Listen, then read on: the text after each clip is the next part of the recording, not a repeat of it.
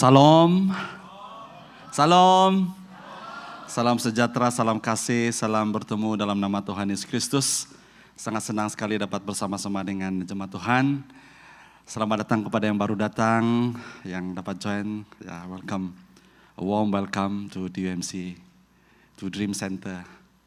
Disinilah impian kamu akan tercapai. Amin. Haleluya. Di dalam Tuhan Yesus. Amin. Oke. Saya sangat bersyukur karena dapat bersama-sama dengan kita pada hari ini. Minggu lalu saya tidak ada, obviously. Ya, terima kasih Pak Tang untuk firman Tuhan mengenai kesempurnaan Allah. Ya, puji Tuhan untuk firman Tuhan yang saya juga diberkati dengan sharing Pak Tang online secara online. Inilah kelebihan kita hari ini di zaman di era digital. Walaupun kita miss ibadah secara fisikal, kita juga boleh ikut ibadah ulang melalui digital platform. So, tidak ada alasan untuk kita hari ini sebenarnya untuk tidak beribadah. Amin. Sedikit kesaksian mengenai pelayanan saya di Bintulu baru-baru ini. Luar biasa pekerjaan Tuhan, di mana saya melihat agak pack juga. Saya khotbah 4 kali KKR. Saya sebenarnya masih batuk-batuk, tetapi apabila saya naik di member, batuk itu semua hilang. Itu tidak mengganggu saya. Ya. Karena berkhotbah ibadah biasa dengan KKR tidak sama. Kalau KKR itu 1 jam lebih khotbahnya, lebih panjang. Jadi dan tambah dengan pelayanan altar call dan sebagainya. Jadi luar biasa pekerjaan Tuhan. Terima kasih untuk dukungan doa Anda semua. Saya pergi membawa bukan membawa nama ya, membawa nama DUMC, tapi saya mewakili DUMC untuk menjadi berkat di Bintulu. Ribuan orang datang, sangat luar biasa sekali. Mula-mula acara itu diadakan dalam hall yang lebih kurang seperti ini, 400 capacity. Tapi last minute, 2-3 hari sebelum KKR itu bermula, mereka berpindah ke auditorium, ke hall yang lebih besar, 1.000 capacity. Karena mereka tahu bahwa Tuhan akan melakukan sesuatu yang besar. Mungkin karena saya bawa Jacqueline Victor, karena nama Jacqueline Victor terkenal juga, itu memberi pengaruh. Tapi apa yang luar biasa, Jacqueline Victor memberi kesaksian, memuliakan Tuhan, bagaimana Tuhan telah mengubah hidup dia. Ya, semua tahu Jacqueline Victor kan? Ya, kalau kamu tahu dia adalah Malaysian Idol yang pertama. Dan sekarang ini saya ajak dia untuk melayani Tuhan. Saya katakan dengan dia, talent kamu bukan hanya untuk kamu itu sebagai kerja kamu atau kerjaya kamu, tetapi kamu gunakan itu untuk kemuliaan Tuhan. Sedikit saya mau kongsikan di sini. Karena dari awal tahun ini saya Bible study dengan dia dengan makeup artist dia. Saya beri mereka Bible study. Setiap minggu mereka tidak sabar untuk datang, untuk belajar firman Tuhan. Saya melihat ada kehausan yang begitu mendalam. Dan mereka ini tanya banyak soalan yang susah untuk dijawab juga. Ya. Dan soalan-soalan yang saya boleh jawab, saya jawablah. Ya. Tapi banyak soalan-soalan tentang hidup. Ya, saya katakan saya tidak tahu jawab ini. Mari kita sama-sama berdoa, tanya Tuhan. Ya. So, saya katakan dengan dia, why don't you give your life to serve God. Ya. Dan dia terima challenge itu sampai hari terakhir. Sebenarnya dia tidak dapat pastikan 1 minggu sebelum acara KKR itu flyers yang mula-mula hanya gambar saya dan istri, ya. Tapi 3 hari ke 4 hari sebelum KKR itu bermula, karena Jacqueline sudah confirm datang. 1 minggu sebelum itu baru Jacqueline Victor dapat confirm dia dapat datang. Karena hari selepas itu dia akan harus pergi ke Milan. Jadi dia sangat sibuk. Tapi kami berdoa supaya Tuhan beri kesempatan kepada dia. Dan akhirnya dia katakan, Pastor, I'm coming. But 1 malam saja. Tidak apa sih katakan, 1 malam datang saja. Dia pergi. Sampai di sana, sampai di airport, dia kata dengan dia, Pastor, what am I doing here? Sampai di KKR itu dia katakan, Pastor, I'm still not too sure why am I here? Saya kata, nanti kamu akan tahu. Paling kurang nanti malam kamu akan tahu. Betul. Kesaksian yang pertama, dia beri kesaksian. Dia hampir khotbah, dia hampir 30 menit. Saya katakan silakan. Dia sudah on fire. Dan selepas malam itu dia katakan kepada saya, Pastor, now I know kenapa saya harus datang di sini. Now I know. Saya dengar dia cakap begini, saya tahu tujuan hidup saya sekarang. Wow, itu untuk kemuliaan Tuhan, amin. Ya, it is not for, itu sebenarnya sangat spesial bagi dia. Kalau dia tidak lepaskan peluang itu untuk pergi, bukan performance. Saya invite dia, saya bawa dia bukan untuk buat performance, no. It was never performance. Di gereja platform ini bukan untuk kita perform, amin. Ya, ini adalah untuk memuliakan Tuhan. Ya, jadi dia bawa menyanyi, dia bawa semua orang menyanyi, dia pimpin semua orang menyanyi sama-sama dengan dia. Wow, it was wonderful. So, itu kesaksian saya minggu lalu balik dengan, biasanya kalau KKR seperti ini memang balik dengan penat. Ya, saya pikir saya semakin tua sudah, tapi puji Tuhan balik disegarkan. Haleluya. Dan itulah sebetulnya, pelayanan Tuhan itu tidak memenatkan, amin. Ya, pelayanan Tuhan itu tidak akan melelahkan kita karena ada sukacita di dalam melayani Tuhan. Amin. Kalau selama ini kita melayani Tuhan, kita capek, kita penat, itu bukan pelayanan karena itu adalah kekuatan kita sendiri. Ya. Jadi setiap kali kita lepas melayani penat, capek, keletihan, lelah. Of course kita sebagai manusia kita lelah ya, tetapi ada kuasa yang dari dalam yang memberikan kita kekuatan. Haleluya. Yang terus mau memberi semangat kepada kita terus mau melayani Tuhan. Karena kalau setiap kita melayani Tuhan, kita kembali melayani Tuhan, kita penat, kita burn out, kita tidak mau melayani lagi. Bagi orang lain sajalah. Tapi kita tetap semangat mau melayani Tuhan. Amin. Puji Tuhan. Saya dengar Pak Tang khotbah dengan penuh semangat ya. Ya, luar biasa. Haleluya. Siapa yang diberkati minggu lalu? Ya, amin. Tentang kesempurnaan Allah. Allah itu sempurna. Ya, Allah itu sempurna. Haleluya. Jadi itu kita menyembah Allah yang sempurna. Allah itu sempurna, saudara. Firman Tuhan di dalam 1 Korintus 13 ayat yang ke-15, 16 saya. Yang sempurna sudah datang, kata Paulus. Apabila yang sempurna itu sudah datang, maka yang tidak sempurna itu akan disingkirkan. Haleluya saudara.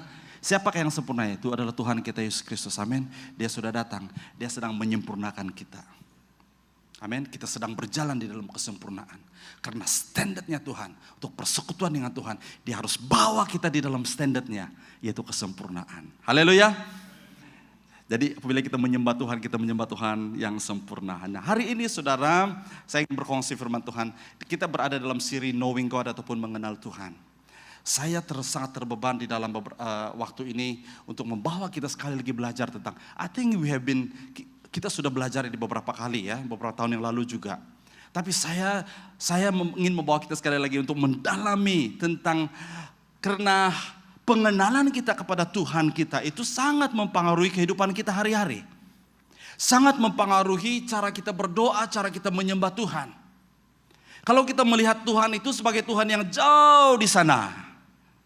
Kita tahu dia berkuasa, kita tahu dia supreme power. Tapi dia jauh di sana, bagaimana mungkin kita boleh menyembah Tuhan? Dan ini sangat penting dalam kehidupan kita. Nah apa yang objektif dalam perkongsian firman Tuhan tentang knowing God ini adalah bagaimana kita mengaplikasikan tentang siapa Tuhan yang kita kenal itu dalam kehidupan kita setiap hari. That matters. Itu sangat penting dalam kehidupan kita. Ya, ini yang dikatakan dalam kalau di sekolah Alkitab teologi ya ataupun doktrin tentang Tritunggal. Ya, jangan dia biar sampai di situ saja menjadi doktrin di sini sehingga kita tidak dapat mengaplikasikannya dalam kehidupan kita. Amen. Are you ready? Let's come to God. Mari kita datang kepada Tuhan. Bapa, kami bersyukur untuk kesempatan yang sungguh indah yang Tuhan berikan bagi kami pada pagi hari ini. Untuk kami berada di rumah Tuhan. Untuk kami belajar bersama-sama tentang doktrin Tritunggal. Satu doktrin pengejaran yang susah untuk dimengerti. Tapi kami tahu Tuhan dengan pertolongan, bantuan Roh Kudus akan dapat memberikan kami pengertian. Supaya kami dapat mengenal siapa pribadi Tuhan yang sebenarnya. Terima kasih Bapa. Berkatilah pemberitaan firman-Mu. Hamba mengaku tidak lebih daripada mereka yang duduk mendengar. Hamba terbatas. Tapi kami mohon Roh Kudus. Setiap persiapan, setiap apa yang sudah hamba persiapkan, serahkan dalam tangan Tuhan. Supaya dapat disampaikan dengan jelas dan dapat dimengerti. Dan setiap pribadi kami pada pagi hari ini akan pulang diberkati Tuhan. Terima kasih Bapa, di dalam nama Tuhan Yesus kami berdoa dan mengucap syukur. Mari kita sama-sama katakan, amin, haleluya.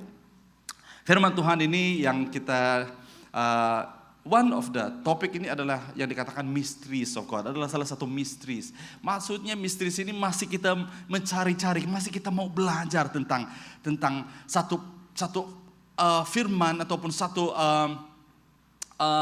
doktrin yang sangat penting, yang sangat esensi, yang sangat inti di dalam kehidupan kita sebagai orang Kristen. Ya, kita semua bercakap tentang Tritunggal. Bahkan kita nyanyikan lagu tadi tentang Blessed Trinity kan, ya, tiga dalam satu Allah, tiga dalam satu, ataupun banyak.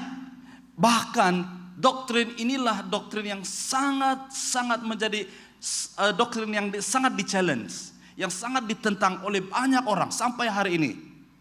Bahkan baru-baru ini pun ada satu pendeta yang mengatakan bahwa Yesus Kristus itu bukan penyelamat. Ya, dia katakan bahwa hanya Yahweh saja penyelamat.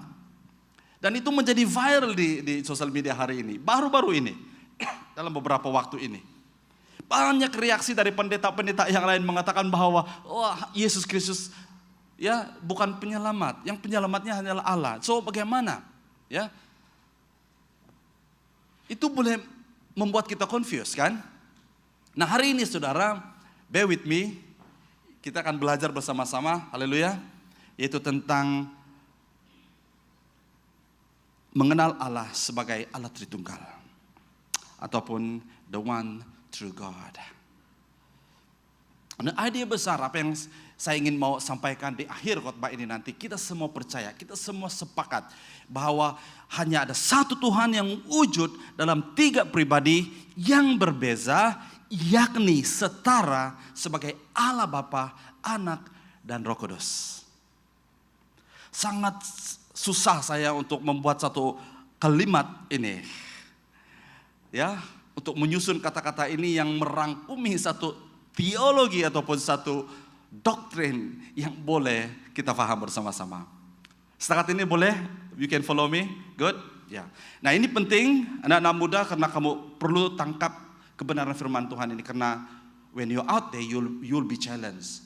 Kamu orang Kristen, kamu menyembah tiga Tuhan. How do you answer that? Apabila orang datang kepada kamu Kristen menyembah tiga Tuhan, tiga Allah.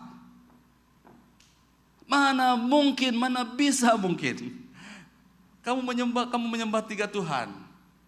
Kamu panggil dia pun sudah tiga nama. Bapa, Anak, dan Roh. Ya. Bagaimana mungkin?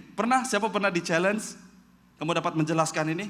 Sampai hari ini pun kalau saya di-challenge, it is never easy for me to give an answer. Karena ini remain mysteries. Karena apa saudara-saudari? Orang Kristen sendiri pun confused. Apatah lagi orang yang bukan Kristen. Karena mereka tidak dapat mengerti tentang hal-hal yang rohani, tentang hal-hal yang spiritual. Susah. Nah kalau berdebat tentang ini saudara, never to end. Tidak ada penghujungnya. Kalau kita terus berdebat dengan doktrin Tritunggal. Karena dia bukan hanya di sini, tapi doktrin ataupun Allah Tritunggal itu harus dialami di dalam kehidupan kita. That makes a lot of difference. Itu yang akan membuat perbezaannya dalam kehidupan kita. Amin. Nah hari ini saudara, ide besar yang kita mau capai hari ini adalah kita percaya bahwa Christianity hanya ada satu Tuhan. Kita tidak pernah menyembah tiga Tuhan. Tapi how to explain that? How to experience that? Nah kita akan belajar hari ini. Nah, the oneness of God, bahwa kita percaya bahwa ada satu Tuhan kan? The oneness of God ataupun monotheism ataupun Allah yang satu. Ada perkataan mono, satu saja. Theism itu adalah Tuhan. Monotheism itu adalah doktrin Christianity. Ya. Pegang itu ya. Apapun orang kata kamu menyembah tiga Tuhan, katakan no, we don't. Kami hanya menyembah satu Tuhan. Tetapi perbezaan di antara satu Tuhan dengan orang Yahudi dengan Islam itu sangat-sangat tahu berbeza. Tapi hari ini saya tidak akan berbicara tentang monoteisme menurut Yahudi, agama Yahudi dan monoteisme menurut agama Islam. Saya tidak berbicara tentang hal itu. Saya mau membawa kita melihat tentang monoteisme di dalam ataupun satu Tuhan, satu Allah itu di dalam konteks di dalam firman melalui firman Tuhan. Nah, tapi sebelum itu saudara, kita mau cerita sedikit tentang masalah dulu. Ya, karena saya katakan tadi bahwa doktrin Tritunggal adalah satu-satunya doktrin yang di-challenge sampai hari ini. Ya. Nah, ada beberapa challenge dan ini heresy ataupun ajaran sesat ini bukan daripada agama lain tetapi dari within Christianity itself.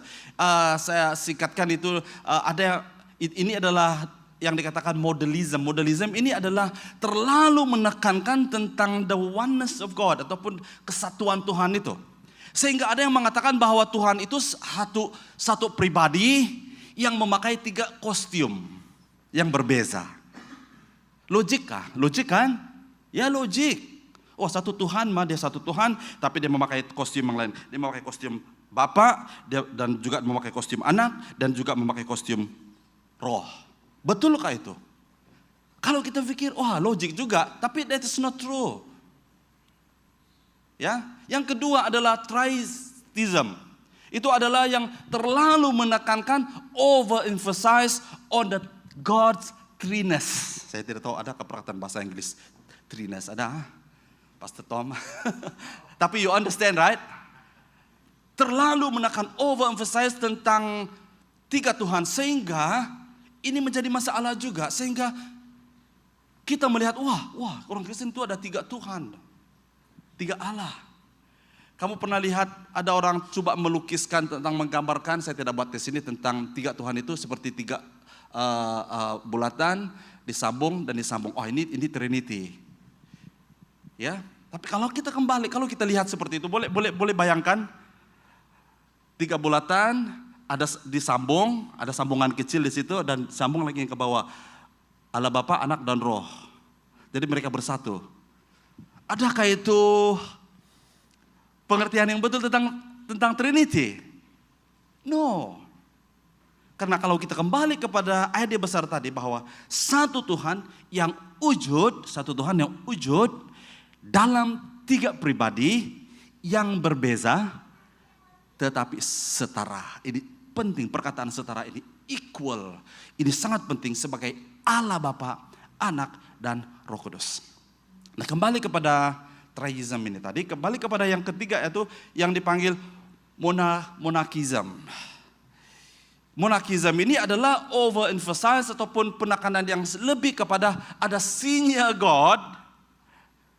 Ya. Yang senior God itu Bapa dan ada lesser God ataupun yang lesser kurang sedikit. Berarti tidak setara ya. Boleh paham, boleh ikut saya setakat ini? Ada yang sudah gini dan tengok saya.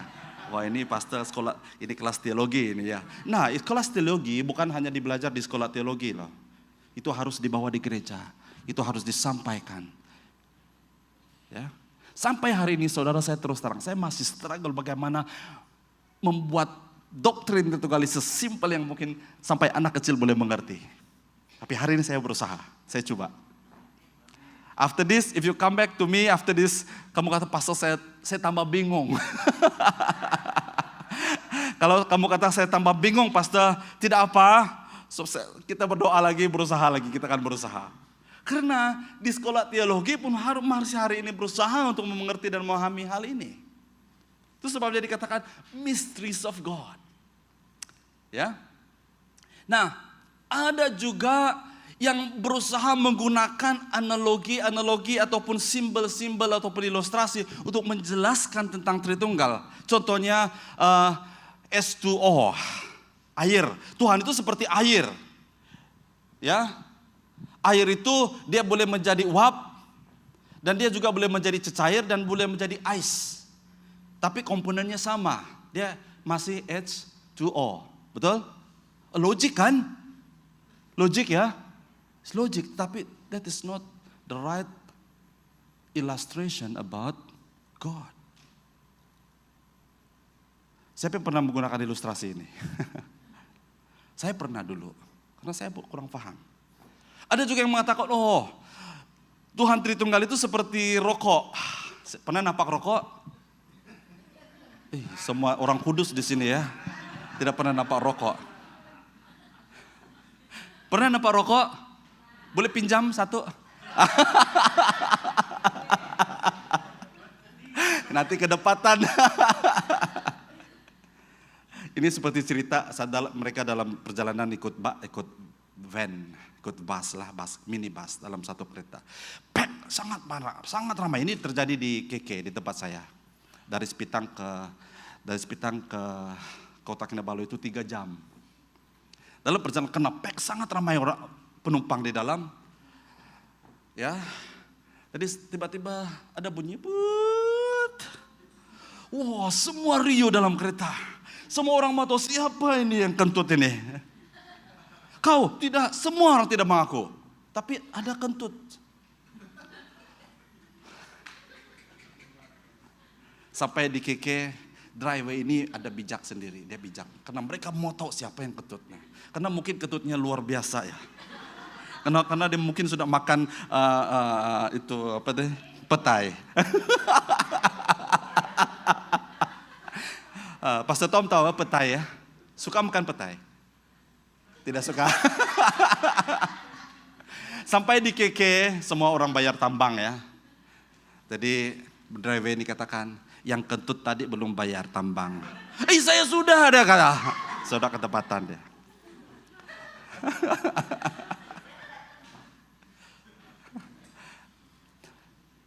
Ada orang menggunakan rokok ini sebagai ilustrasi. Dia katakan begini, rokok 1 batang itu rokok, semua rokok. Itu tidak dikatakan kalau dipotong-potong ini kurang rokok, tidak. Jadi rokok itu apinya sama dengan asapnya pun sama. Itu kan dari rokok. Betul? Betul Robert? Pengalaman ya. Banyak analogi lagi, apalagi yang kita selalu pakai.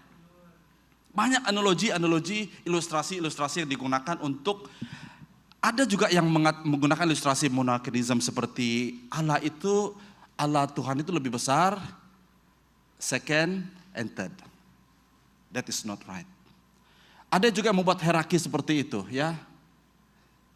Di atas, dia lebih besar, lesser God and lesser God. Nah, mungkin Anda juga pernah mendengar tentang cara yang berbeza, cara yang macam-macam lah untuk menjelaskan tentang Tritunggal. Tapi hari ini kita akan belajar dengan sederhana. Apakah Allah Tritunggal yang seharusnya kita mengerti? Dan bagi saya ini sangat esensi, sangat penting. Nah, saya mau membawa kita melihat dari permulaan, daripada penciptaan. Ya, yaitu Kejadian pasal yang pertama, ayat pertama sampai ayat yang ketiga. Pada mulanya Allah menciptakan langit dan bumi. Bumi tidak berbentuk dan kosong. Kegelapan menyelubungi permukaan samudra. Dan roh Allah melayang-layang di atas permukaan air. Berfirmanlah Allah, jadilah cahaya. Lalu terus ada cahaya. Ini di dalam Kejadian. Bab yang pertama, ayat yang pertama sampai ayat ketiga. Di dalam penciptaan, karya penciptaan, Tritunggal sudah ada. Sudah wujud. Yesus itu bukan lahir dalam perjanjian baru. Ketuhanan, keilahian Yesus itu bukan diberikan oleh gereja ataupun di council, ada council itu. Ya, yang membuat ada kita sampai hari ini kita dituduh, orang mengatakan bahwa ketuhanan Yesus itu baru-baru dibuat saja. Ya, majelis gereja-gereja mereka bergabung, baru mereka menambahkan identiti Yesus sebagai ilahi. Betulkah? Tidak, saudara, lihat ayat firman Tuhan. Saya ingin membuktikan bahwa kewujudan Tritunggal itu sudah ada sejak penciptaan. Yang dikatakan pada mulanya Allah. Yang menciptakan langit dan bumi, yes. Pada waktu itu bumi tidak berbentuk dan kosong, kegelapan menyelubungi permukaan samudera raya. Dan roh Allah ada. melayang-layang di atas permukaan air. Berfirmanlah Allah. Firman itu saudara merujuk kepada Yesus, Logos. Dan ini saya ingin membawa kita melihat di dalam Yohanes 1 ayat pertama sampai ayat ketiga. Pada permulaannya sudah wujud firman. Dari kejadian pertama tadi ayat 3. Dan firman itu bersama-sama siapa? Allah. Yang menciptakan tadi. Dan firman itu siapa? Firman itu ialah Allah. Dia bersama-sama Allah pada permulaan. Pada permulaan merujuk kepada kejadian 1 ayat 1 tadi sampai yang ketiga. Are you following? Okay, good. Segala-galanya dicipta melalui Dia. Daripada segala yang wujud, tiada suatu pun yang dicipta tanpanya. Wow. 2 ayat ini sangat key, sangat penting di dalam kita memahami dan mengerti tentang Tritunggal. Ya, dari Alkitab sendiri. Kita tidak perlulah teori-teori yang lain. Tapi dari Alkitab sendiri sudah cukup untuk menyatakan. Nah, kembali kepada kejadian 1 tadi. Allah menciptakan. Ya. Dan roh Allah melayang-layang di atas permukaan bumi. Berfirmanlah Allah. Maka logos itulah, maka firman Tuhan itulah yang mengatur, yang membuat, yang memisahkan terang dengan gelap, yang memisahkan bumi dengan air, yang memisahkan burung yang terbang di udara dengan binatang merayap di muka bumi. Dan semuanya dia mulai menyusunnya. Nah, tugas, dan kita melihat, kalau kita berbicara tentang tugas Allah ataupun fungsi Allah yang melalui Alkitab, Yesus dan Roh Kudus itu sangat berbeda sekali, saudara. Itu sebabnya ilustrasi ataupun yang digunakan sebagai Allah itu satu pribadi memakai 3 kostum itu, wah agak logik juga kan? Tapi itu tidak betul juga. Ya. Allah itu adalah firman, dan firman itu adalah Allah. Nah, ada satu, this is one of the best lah, saya rasa one of the best definition yang diberikan oleh salah satu early church father. Ya, nama dia Hippolytus ya, Hippolytus. Early church father, dan definisi dia tentang Tritunggal itu sangat-sangat baik bagi saya lah, dan saya ingin kongsikan. Saya baca dalam bahasa Inggris dulu, nanti saya coba terjemah dalam bahasa Malaysia. The Father decrees, the Word execute the decrees. And the Son is manifested by the Spirit through we come to believe in the Father. Setakat ini boleh paham? Oke, tidak apa. Kalau belum paham, tidak apa. It is the Father who commands, and the Son who obeys, and the Holy Spirit who gives understanding. Wow, is getting clearer? Yes. The Father is above all. The Son is through all. And the Holy Spirit is in all. Wow. Let me try to do it in bahasa. Bapa memerintah, Bapa memberi perintah, Bapa decree. Anak, itu firman, melaksanakan perintah. Dan Roh Kudus manifestasi anak. Supaya manusia percaya kepada Tuhan Allah. It make sense? Tidak apa, teruskan lagi. Bapa memberi perintah, anak taat melaksanakan perintah, dan Roh Kudus memberi pengertian kepada perintah. Haleluya. Boleh paham sudah? Cukup? Ya. Bapa di atas segala-galanya, dan segala-galanya melalui anak, dan segalanya di dalam Roh Kudus. Haleluya. Wow, this is one of the best definition, best explanation tentang Tritunggal. Boleh paham sudah? Boleh mengerti? Oke, mari kita berdoa, doa penutup. Sudah selesai.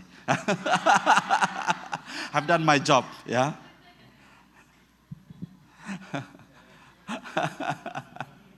Sebab ini is one of the most difficult subject, most difficult topic to talk about. Ya, but I take the challenge. I make a point. Banyak hamba-hamba Tuhan hari ini, saya tidak mau cakap tentang hamba Tuhan yang lain lah. Takut mau berbicara tentang hal ini, saudara.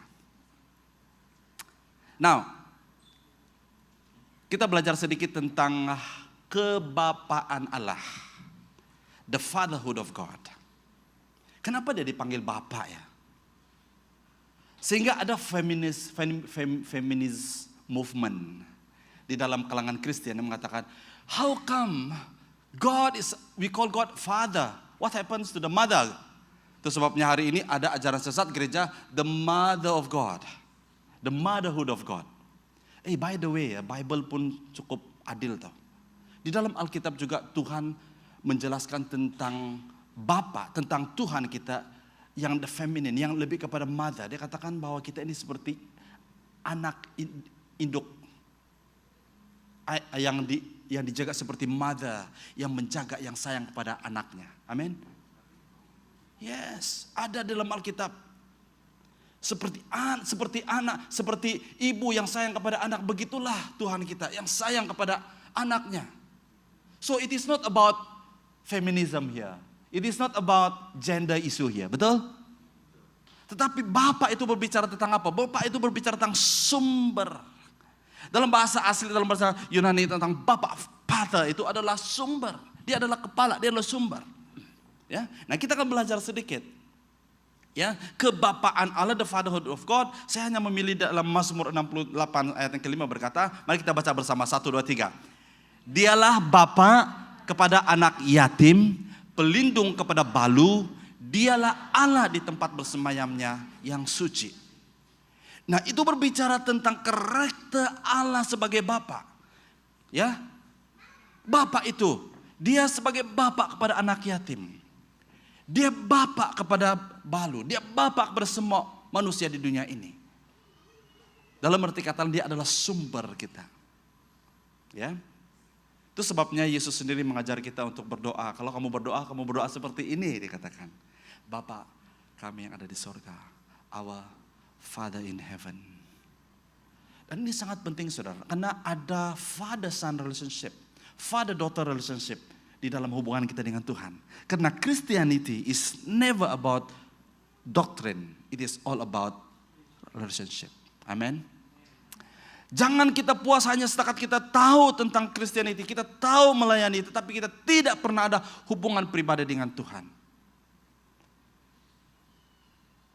Selama 4 sesi di Bintulu, saya berbicara tentang worship.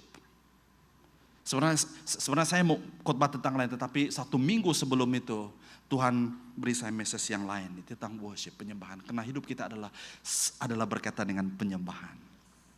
Amin, saudara. Nah, kalau kita tidak mengenal Allah yang kita sembah, bagaimana kita mungkin dapat menyembah? Betul?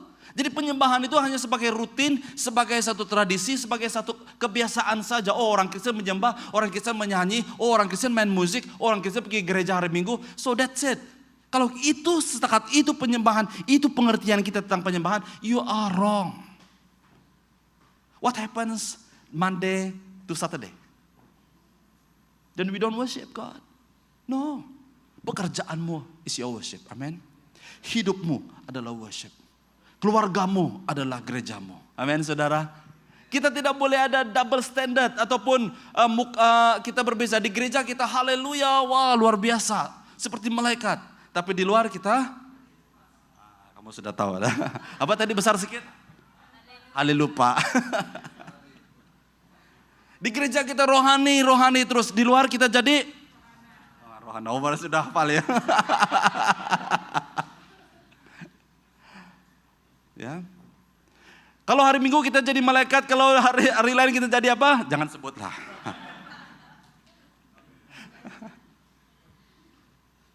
Nah, itu sangat penting. Waktu kita angkat tangan kita menyembah Tuhan, waktu dalam kesederhanaan penyembahan kita sekalipun, kita tahu kita sedang menyembah Allah yang berdaulat, saudara. Amin. Itu sebabnya 2 minggu yang lalu saya berkhotbah tentang Allah yang berdaulat. Ya. Minggu lalu kita belajar tentang Allah yang sempurna, saudara. Dia sempurna. Kita menyembah Allah yang sempurna. Do you know what? Hanya orang yang sempurna saja dapat menyembah Allah yang sempurna. Pastor, saya tidak sempurna. Pastor, saya berdosa. Baru tadi saya buat dosa. Yes, Karena kesempurnaanmu bukan bergantung kepada perbuatanmu, saudara. Allah yang kita sembah adalah Allah yang kudus. Hanya orang yang kudus saja dapat menyembah Allah yang kudus, saudara. Kenapa? Oh, pastor, saya bukan kudus, pastor. Saya banyak dosa, pastor. Karena kita berpikir bahwa kekudusan kita sangat bergantung kepada perbuatan kita. No. Nah, karena kekudusan kita adalah bergantung kepada karya Allah, saudara. Dia yang menguduskan kita. Karena Allah yang menguduskan kita, saudara. Amin. Itu sebabnya kita percaya, kita yakin bahwa kita adalah orang yang kudus. Kita adalah yang sempurna. Sedang menuju dalam kesempurnaan. Amin, saudara. Kalau kita orang kudus, saudara, bagaimana kehidupan kita sebagai orang kudus? What is the opposite of kudus? Kudus. Siapa cakap tuh? Ya. Kalau Anda tidak percaya, Anda tidak menganggap dirimu kudus, berarti apa Anda? Karena kita adalah kudus, dikuduskan oleh Tuhan, oleh darah Tuhan Yesus yang menguduskan kita. Justru itu kita adalah kudus, amin. Coba lihat orang kiri kananmu, orang kuduskah? Yes, katakan dengan dia, kamu kudus. Saya pun kudus ini, orang kudus. Kalau dalam bahasa Inggris katakan, we are the saints, amin. Kudus di hadapan Tuhan, karena kekudusan kita tidak bergantung kepada perbuatan kita, saudara. Haleluya. Karena kekudusan kita bergantung kepada karya Allah, perbuatan Allah yang luar biasa. Amin. Berikan tepuk tangan bagi Tuhan. Kita dikuduskan hari ini. Itu sebabnya kita boleh menyembah Allah yang kudus, karena kita dikuduskan oleh Tuhan. Next. Bapa, kebapaan Allah ataupun the Father of God. Ada satu ayat lagi ya. Dan mereka akan datang sambil menangis. Mereka akan berdoa selagi aku membawa mereka. Aku akan memimpin mereka ke tepi perairan serta di jalan yang rata. Tempat mereka tidak akan tersandung. Karena apa? Akulah Bapa bagi Israel. Dan Efraim ialah anakku yang sulung. Wow. Dia mengaku kita menjadi Bapa. Apa yang menjadi masalah kepada orang Kristen daripada zaman orang Israel lagi? Adalah karena mereka gagal menjadikan Allah sebagai Bapa mereka. Sehingga mereka mulai mencari sumber-sumber yang lain. Oh, Tuhan itu sudah tidak cukup. Karena mereka sudah mengalami mana. Mereka sudah mengalami supernatural penyediaan Tuhan dalam kehidupan mereka. Tapi mereka masih cari sumber-sumber yang lain lagi. Tidak jauh beza daripada kehidupan kita hari ini. Malah sangat apa yang terjadi dalam kehidupan kita hari ini, saudara. Kalau kita minta sesuatu daripada Tuhan, kita mendoakan sesuatu daripada Tuhan, baik itu financial kah, baik itu hubungan kah, baik itu kesehatan kah, baik itu apapun, kita sudah bosan berdoa, Tuhan, bila belum lagi. Dari apa yang terjadi, kita sudah mulai mencari sumber-sumber yang lain. Hati-hati, saudara. Kita sudah mulai mencari sumber-sumber yang lain. Hati-hati. Bapak kita adalah sumber segala sesuatu, saudara. Amin. Dia katakan bahwa dia adalah Bapak yang baik, yang tidak pernah mengecewakan kita sebagai anaknya. Yang seterusnya, Yesaya 63:16 juga berkata, tetapi engkaulah Bapak bagi kami. Sekalipun Abraham tidak tahu tentang kami dan Israel tidak mengenal kami, ya Tuhan, engkaulah Bapa kami, bagi kami namamu ialah penebus dari sejak dahulu kala. Wow. Kita ini adalah keturunan Abraham, amin. Ya. Walaupun kita ini bukan directly secara keturunan orang Yahudi, ya, Jews. Ya. Tapi kita adalah keturunan Abraham. Karena setiap orang yang percaya kepada Yesus di-grafted, akan dibawa kepada menjadi keturunan Tuhan Yesus. Ya, menjadi keluarganya. Nah, ini sangat penting, saudara, bahwa kita punya Bapa yang satu, sumber yang satu, Allah yang satu. Nah, Bapa, kebapaan Allah ataupun the Father of God, the fatherhood of God itu sangat penting. Itu menjadi pusat, itu menjadi center, menjadi sentral di dalam kehidupan dan pengajaran Yesus sendiri. Ya, Yesus mengajar, kalau kita belajar tentang the teaching, pengajaran-pengajaran Tuhan Yesus, saudara, itu sangat membawa berpusat kepada Bapa, the fatherhood of God.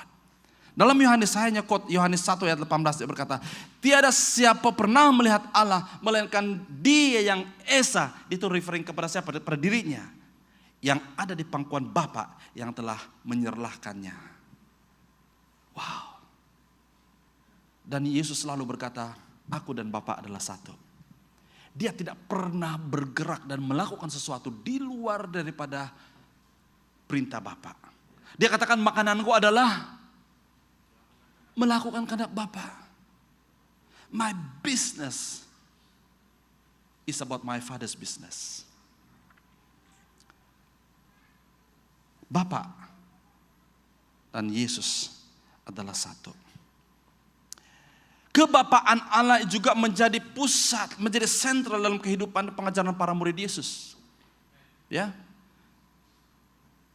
Ketahuilah betapa kasihnya Bapa kepada kita sehingga kita disebut anak-anak Allah. Dan sememangnya lah begitu, sebab dunia ini tidak mengenal kita, ialah karena dunia ini tidak mengenal Allah. Dan kita kembali, kita melanjutkan kepada ketuhanan Yesus pula. Tadi tentang kebapaan Allah, the fatherhood of God. Sekarang kita sudah beralih sedikit pergi kepada Yesus. Ya. Dalam Yohanes 1 ayat yang pertama sampai kedua berkata, pada permulaan sudah wujud firman. Dan firman itu bersama Allah dan firman itu ialah Allah. Dia bersama-sama Allah pada permulaan, segala-galanya diciptakan melalui Dia. Daripada segala yang wujud, tiada suatu pun yang dicipta tanpanya. Dari ayat ini kita sudah mengerti, kita sudah tangkap bahwa kewujudan Allah Yesus itu ataupun ketuhanan Yesus itu, He is a fully man and He is also a fully divine. Dia adalah Allah. He is not lesser God. Karena kalau kita belajar tentang ajaran-ajaran sesat pada masa dulu, wah, ada yang mengatakan is a lesser, slightly lesser than God. Ada juga yang katakan no, Sampai hari ini saudara, ada juga pengajaran gereja-gereja tertentu hari ini yang mengatakan, oh, we don't need Jesus. Kita straight saja kepada Allah Bapa. Ada juga yang mengatakan we don't need God the Father now. Kita pergi kepada Yesus saja karena Dia yang disalibkan. Oh, ada juga yang mengatakan, oh, kita tidak perlu kepada Yesus, kita perlu kepada Bapa, kita pergi kepada yang terbaru yaitu Roh Kudus. So ini bahaya, ya. Ini sangat bahaya di dalam kehidupan kita. So pertanyaannya, Pastor Jo, macam mana Pastor? Kalau saya berdoa kepada siapa? Kalau saya berdoa kepada Roh Kudus, do I offend God? Let me answer this. Firman Tuhan cukup jelas dikatakan, kalau kamu berdoa, kalau kamu lakukan semuanya di dalam nama Tuhan Yesus. Karena Tuhan Yesus telah menjadi penggenap, the fulfillment of God's law melalui Yesus. Di dalam Yesus. Ketuhanan Yesus, saya juga ingin membawa kita membaca ini karena ayat ini penting untuk menjelaskan kepada kita tentang Yesus itu adalah manusia sejati dan Allah yang sejati. He's a fully human and also fully divine. How to understand this? Ya, pikiran kita yang terbatas ini susah mengerti, tapi God is God. Ya, God is God. Nah, saya bacain dalam Ibrani 2 ayat 14 sampai ayat 17. Oleh sebab anak-anak itu telah mendapat tubuh manusia, Dia sendiri pun mendapatkannya. Ya. Dia bercakap tentang siapa? Dia itu adalah Tuhan Yesus, ya. Supaya melalui kematian Yesus, Dia dapat memusnahkan iblis yang berkuasa atas kematian. Ayat 15, dan membebaskan mereka yang tertakluk kepada belenggu seumur hidup karena takut mati. Dia tidak memberi pertolongan kepada para malaikat. Maksudnya Dia tidak mati untuk malaikat. Dia mati untuk manusia. Ya, tetapi Dia memberi pertolongan kepada apa? Keturunan Abraham. Siapa keturunan Abraham? Kita lah keturunan Abraham. Kita mewarisi keturunan Abraham. Kita mencari jalur daripada keturunan Abraham. Dengan demikian dalam segala hal dia harus disamakan dengan saudara-saudaranya. Supaya dia menjadi imam besar yang berpengasihan dan setia dalam segala yang berkenan dengan Allah untuk menebus dosa umat manusia. Ataupun menebus manusia dari dosa. Bukan dosa yang ditebus, manusia yang berdosa itu yang ditebus. Right? Nah, move on. Nah, ketuhanan kita melanjutkan kepada Roh Kudus pula ya. Tadi kebapaan Allah, the fatherhood of God, dan ketuhanan Yesus. Dan kita pergi kepada ketuhanan Roh Kudus ataupun keilahian Roh Kudus. Ini pribadi Roh Kudus ya. Di dalam Yoel 2 ayat yang 28 sampai 29 berkata, setelah itu, ini dalam perjanjian lama ya, Yoel perjanjian lama, setelah itu akan berlaku bahwa aku akan mencurahkan rohku ke atas semua manusia, sehingga anakmu lelaki perempuan akan bernubuat, orang tuamu akan bermimpi, dan orang mudamu akan melihat penglihatan. Juga ke atas hambaku laki perempuan aku akan mencurahkan rohku ketika itu. Nah, waktu nubuatan ini dilakukan belum terjadi lagi. Dia sedang bernubuat akan terjadi, akan suatu masa nanti akan terjadi pencurahan Roh Kudus. Dan ini ayat yang dirujuk kepada Yoel tadi, ayat dalam Kisah Para Rasul 2 ayat yang ketiga. Sampai ayat keempat, maaf bukan 24, sampai ayat yang keempat. Tiba-tiba kedengaran bunyi dari langit seperti angin kencang menderu memenuhi seluruh rumah tempat mereka sedang duduk. Kemudian kelihatan lidah-lidah yang berbelah-belah seperti api rupanya. Dan setiap satu hinggap di atas setiap orang daripada mereka. Mereka semuanya dipenuhi Roh Kudus. Lalu mulai bertutur dalam berbagai bahasa asing seperti yang diberikan oleh Roh itu. Ini terjadi pada Pentakosta. Ya, di mana pencurahan Roh Kudus itu terjadi. Manifestasi sejak itu saudara, gereja berubah karena pencurahan Roh Kudus. Sejak hari itu gereja berkembang bertumbuh ke seluruh dunia oleh karena pertolongan Roh Kudus. Roh Kudus itu saudara banyak hal yang kita boleh berbicara tentang, tapi saya sempitkan hari ini. Roh Kudus itu apa? Siapa dia? Alkitab mengatakan dalam Yohanes 14 ya ayat yang ke-6. Bahwa akulah jalan kebenaran dan hidup kan, itu Yohanes 14. Dan Yohanes 15 ataupun Yohanes 16. Yohanes 14 ayat 16. Bahwa roh itu adalah roh kebenaran. Roh Kudus itu roh kebenaran ataupun dalam bahasa aslinya paraklate. Paraklate itu berbicara, arti paraklate itu penolong. Nanti saya akan buat satu, ya kita melihat siapakah dan apakah fungsi utama, apakah tugas utama Roh Kudus itu hari ini saudara. Ini dia.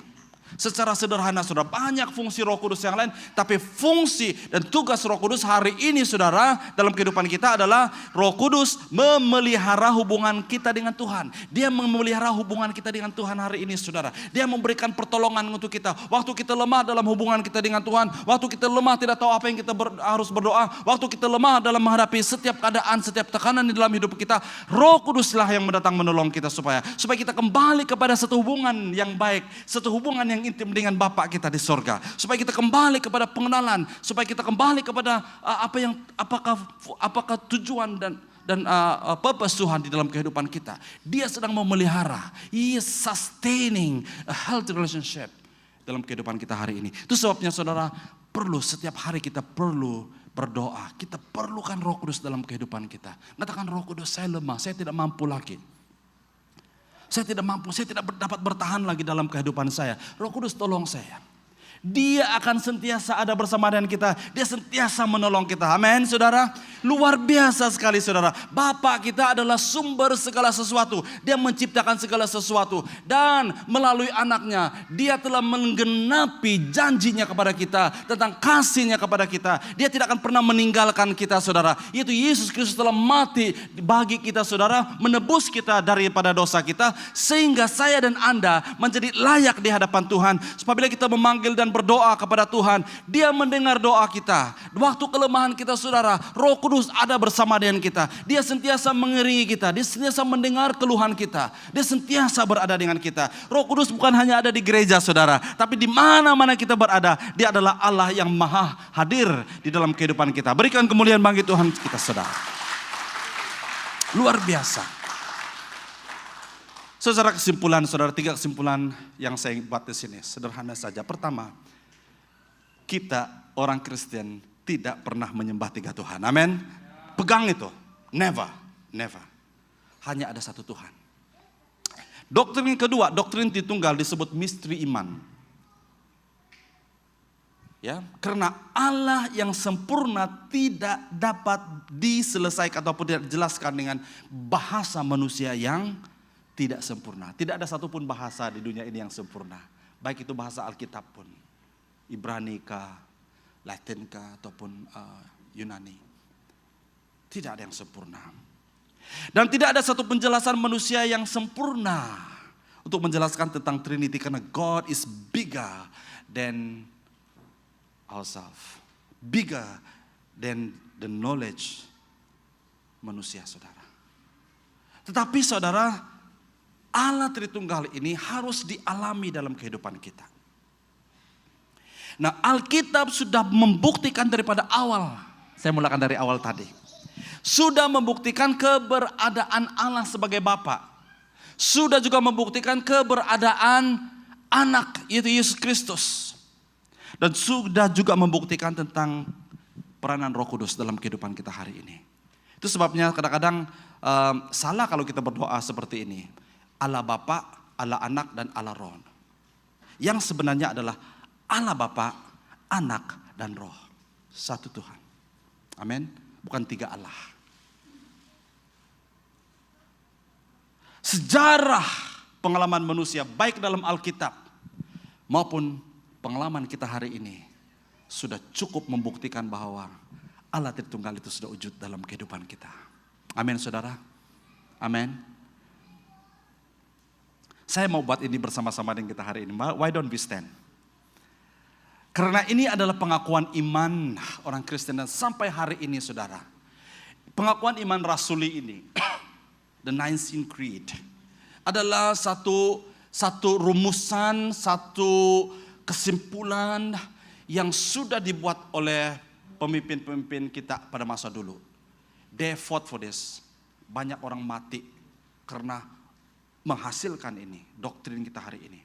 Inilah pegangan kita, ini doktrin kita.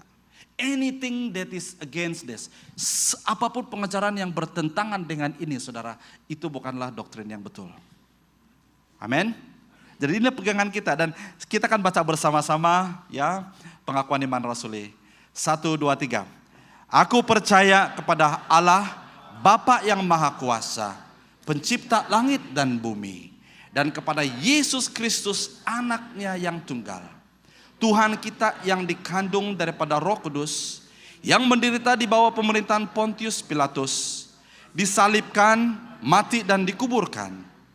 Dia turun ke dalam kerjaan maut. Pada hari yang ketiga, bangkit pula dari antara orang mati. Dia naik ke surga, duduk pula di sebelah kanan Allah, Bapa yang Maha Kuasa. Dan Dia akan datang dari sana untuk menghakimi orang yang hidup dan yang mati. Aku percaya kepada Roh Kudus, gereja yang kudus dan dalam persekutuan orang kudus, pengampunan dosa, kebangkitan tubuh, dan kehidupan kekal. Mari kita berdoa. Haleluya. Beri kita tepuk tangan untuk Tuhan. Haleluya.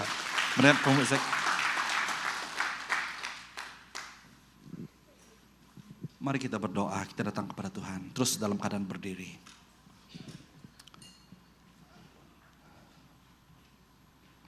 Hari ini kita bukan berbicara tentang doktrin semata-mata, tapi berbicara tentang kebenaran yang harus dimengerti. Yang harus dimengerti, yang harus diaplikasikan dalam kehidupan kita.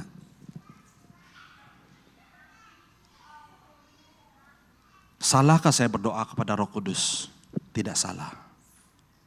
Salahkah saya berdoa kepada Yesus? Tidak salah. Salahkah saya hanya berdoa kepada Bapa? Tidak salah.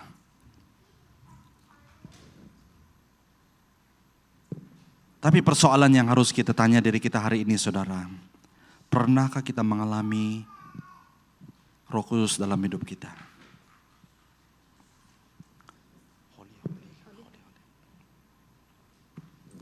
Pernahkah kita mengalami kasih Bapa di dalam kehidupan kita? Pernahkah kita mengalami anugerah Yesus melalui kematian dan kebangkitannya dalam kehidupan kita? Pernahkah kita mengalami pertolongan demi pertolongan Roh Kudus dalam kehidupan kita? Mari saya membawa kita memikirkan mungkin satu peristiwa dalam hidup kita, satu peristiwa yang itu di luar kemampuan kita. Dan tiba-tiba ada something yang menolong kita pada waktu itu. Mungkin dalam situasi hidup kita yang tidak ada jalan keluar. Seperti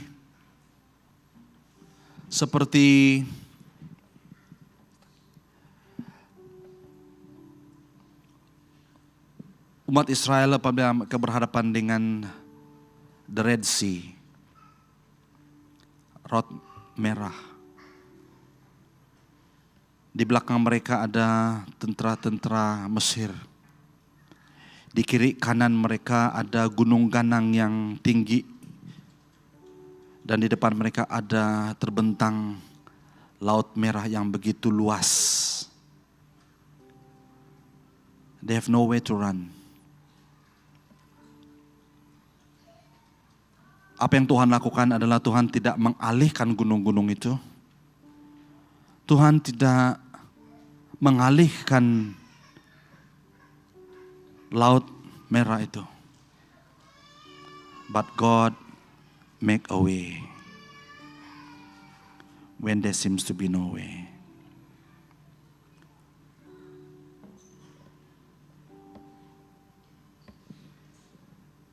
Pernahkah kita mengalami kehadiran Allah Tritunggal dalam kehidupan kita? Itu adalah penting dalam kehidupan kita saudara.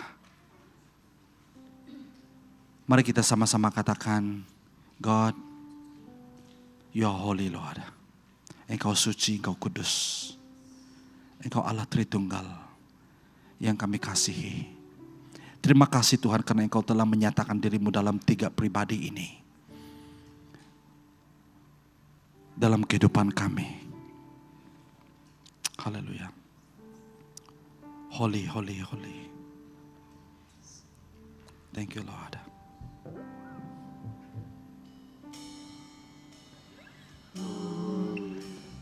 Holy, holy. Yes Lord. Lord God Almighty,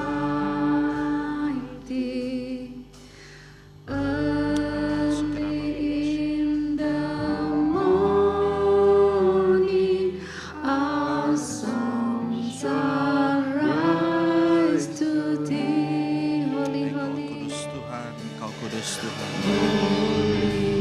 holy, holy, merciful and mighty, God in 3 person, blessed Trinity. Suci, suci.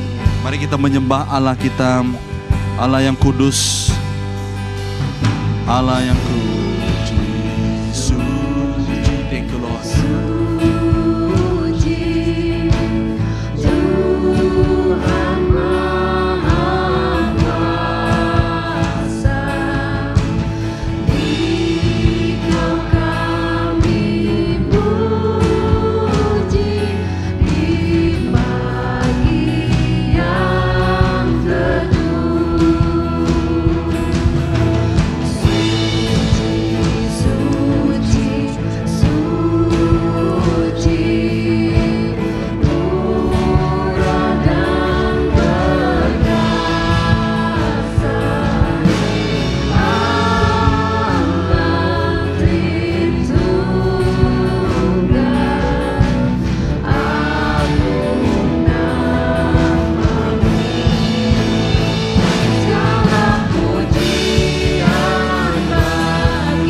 Mari kita menyembah Tuhan kita.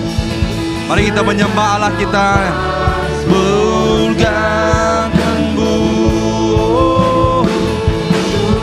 bumi kan berseru, kuduslah Tuhan namamu. Segala pujian bagimu, yes Lord. Alam nafas muliakanmu, Tuhan. Bumi kan berseru, kuduslah Tuhan namamu. Mari kita sama-sama kan segala pujian bagimu. Segala nafas muliakanmu, bumi kan berseru, kuduslah Tuhan namamu. Suci, suci, oh Tuhan.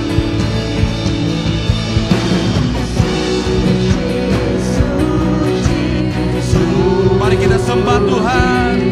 Kita sembah Allah kita. Kita sembah Allah yang suci. Oh Tuhan. Dalam namamu menerima kotanya. Segenap malaikat sujud menyembahmu.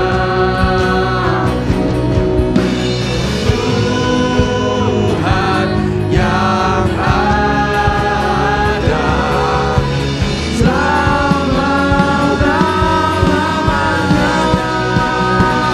Dalam pujian bagimu, setiap nafas muliakanmu. Surga bumi kan berseru, kuduslah Tuhan namamu.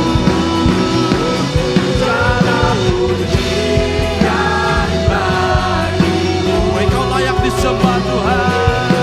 Setiap nafas muliakanmu. Surga bumi kan berseru, kuduslah Tuhan namamu. Kuduslah Tuhan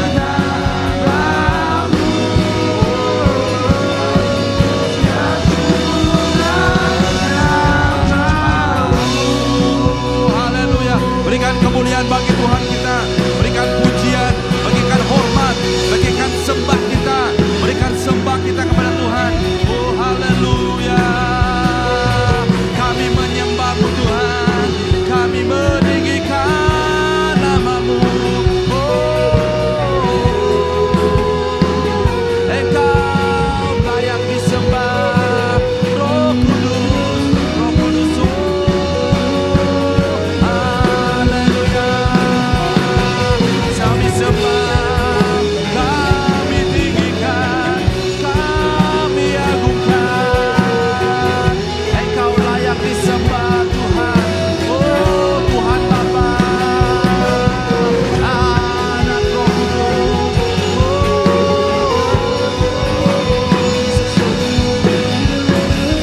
Thank you Lord. Haleluya. Thank you Jesus Lord. Segala pujian, segala hormat, segala pujian hanya bagimu ya Tuhan. Terima kasih Tuhan karena Engkau telah menyatakan dirimu. Tidak ada yang tersembunyi bagi kami ya Tuhan. Saudara dan saudari yang dikasih, mungkin ada di antara kita selama ini kita confused, kita keliru. Mungkin kita tidak begitu pasti tentang siapa Allah, siapa Tuhan kita. Dia adalah Allah pribadi. He's a personal being. Dia bukan Tuhan yang jauh di sana.